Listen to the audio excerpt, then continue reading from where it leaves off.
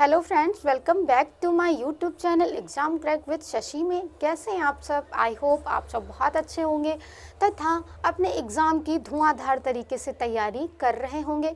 पिछली क्लास में हमने जो वर्ड थे, उन वर्ड क्या होते हैं, वर्णमाला किसे कहते हैं, वर्ड कितने प्रकार के होते हैं, स्वर कितने प्रकार के होते हैं तथा व्यंजनों के प्रकार देखे थे। कौन सा वर्ड किससे उच्चारित होता है या उच्चारण स्थान के प्रकार से वर्डों को हमने देखा था। आज की जो ये हमारी क्लास है, ये भी हमारा उच्चारण पर ही डिपेंड है कि जो वर्ड उच्चारित होते हैं उस प्रकार से वर्डों को कितने भागों में बांटा जा सकता है। तो हम बिना देर किए आज की अपनी ये क्लास स्टार्ट करते हैं। सबसे पहला हम देख लेते हैं और ट्रिक के माध्यम से भी हम समझते चलेंगे। हमने ये देख लिया था कि स्वर कितने प्रकार के होते हैं, 3 प्रकार के होते हैं। दीर्घ स्वर, ह्रस्व स्वर, दीर्घ स्वर, प्लुत स्वर होता है। व्यंजन हमारे कितने प्रकार के होते हैं, तो 4 प्रकार के होते हैं। पहला हमारा कौन सा था, स्पर्श व्यंजन। दूसरा कौन सा था हमारा, अंतस्थ व्यंजन। तीसरा कौन सा था हमारा, ऊष्म व्यंजन। तथा चौथा कौन सा था हमारा, संयुक्त व्यंजन थे।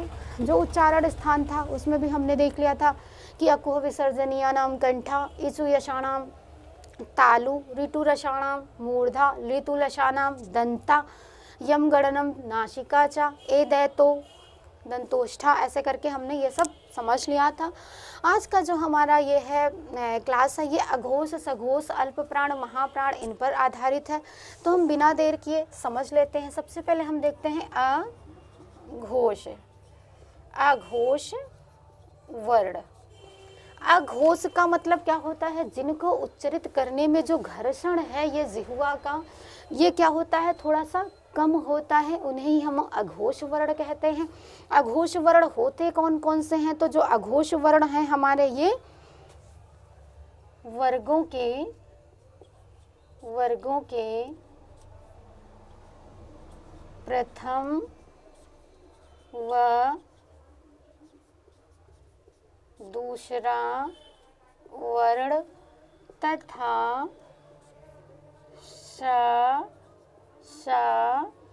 सा और हा, ये जो हमारे वर्ण होते हैं ये किस कैटेगरी में आते हैं, तो अघोष वर्ण की श्रेणी में आते हैं। वर्गों के प्रथम व दूसरा वर्ण, अभी हमने बताया था जो हमारे स्पर्श व्यंजन है, पिछली क्लास में हमने इनको स्पष्ट कर दिया था।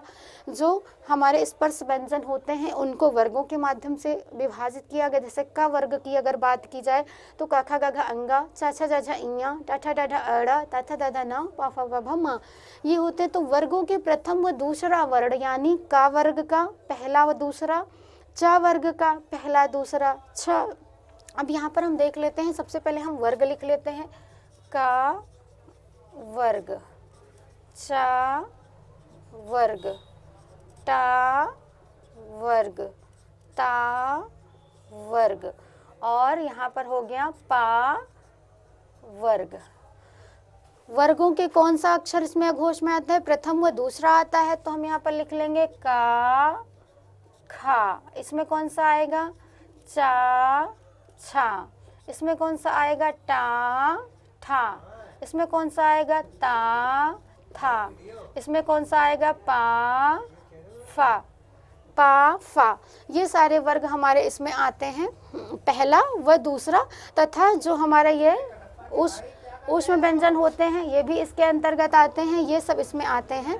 इनको क्या कहा जाता है, अघोष कहा जाता है। दूसरा हमारा जो है इसका प्रकार वो है सघोष व्यंजन। सघोष व्यंजन। सघोष व्यंजन किसको कहते हैं या सघोष वर्ण किसको कहते हैं, तो जो सघोष वर्ण होते हैं हमारे, वो जिनको उच्चारित होने में ज़्यादा घर्षण लगता है, सघोष वर्ण कहलाते हैं। इसमें क्या होता है, वर्गों के तीसरे, चौथे व पांचवा जो वर्ण होता है किस श्रेणी में आता है, सघोष में आता है। तथा इसके अतिरिक्त जो हमारे अंतस्थ व्यंजन होते हैं, य, रा, ला तथा वा, या रा लावा, जो हमारे अंतस्थ व्यंजन की श्रेणी में आते हैं, ये भी किसके अंतर्गत आते हैं, सघोष के अंतर्गत आते हैं। सघोष में हमने देखा कि वर्गों का तीसरा, चौथा व पांचवा वर्ण आता है, तथा जो हमारे अंतस्थ व्यंजन होते हैं वो भी किसकी श्रेणी में आते हैं, सघोष वर्णों की श्रेणी में आते हैं। अब हम देख लेते हैं कि कौन कौन से अक्षर हमारे इसके अंतर्गत आएंगे। तो सबसे पहले हम यहाँ पर लिख लेते का वर्ग, चा वर्ग, टा वर्ग, ता वर्ग तथा पा वर्ग। इसका क्या होगा? तीसरा, चौथा, पांचवा। तो तीसरा कौन सा होगा? गा, घा और अंगा। इसका तीसरा, चौथा, पांचवा कौन होगा? जा, झा और इया।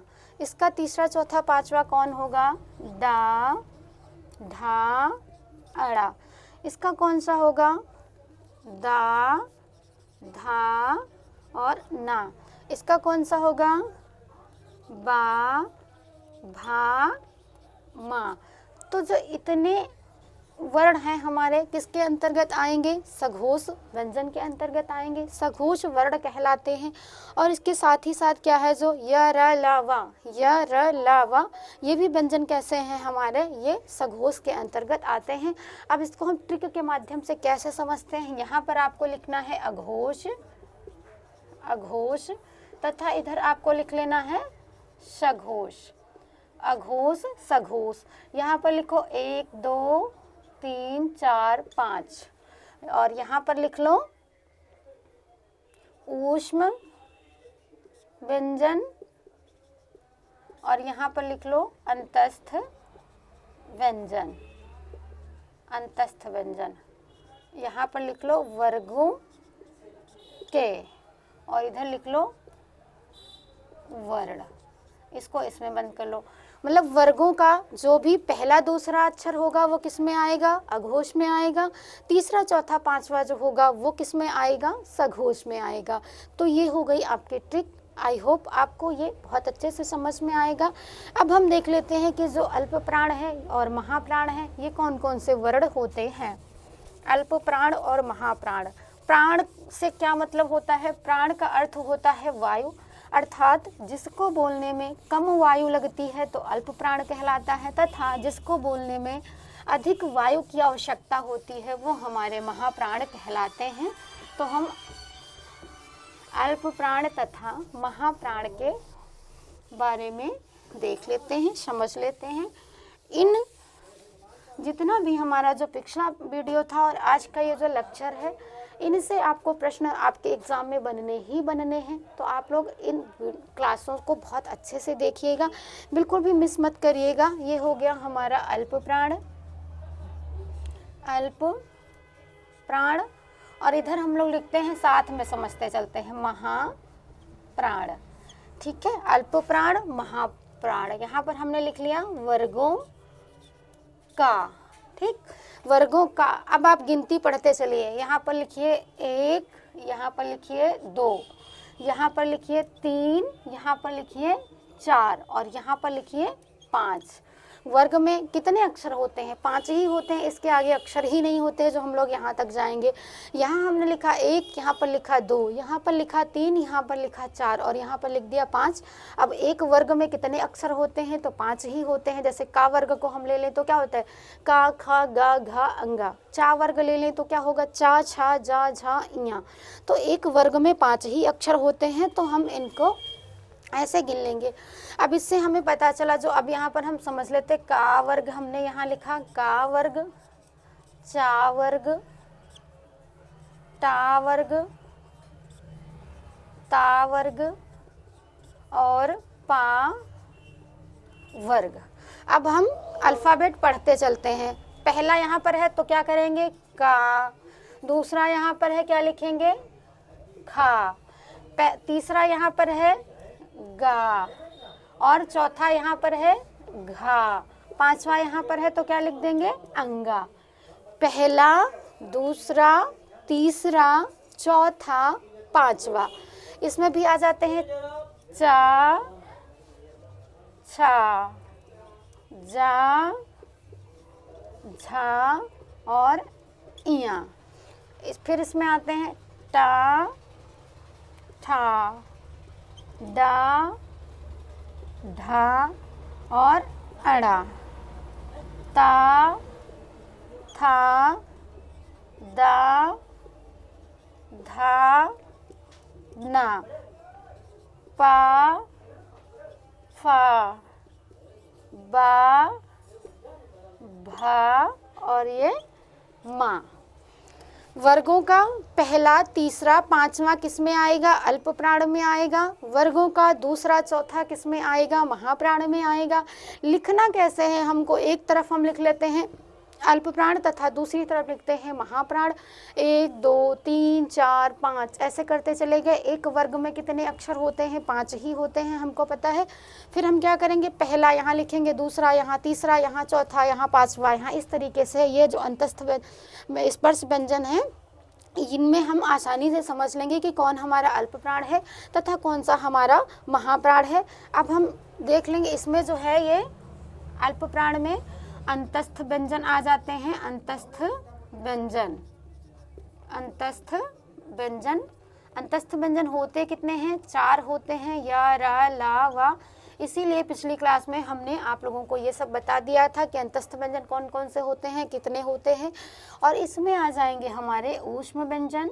ऊष्म व्यंजन ये कितने होते हैं? तो ये भी 4 होते हैं। श, श, श, हा। ठीक है, स, श, श, ह। ठीक है, ये था।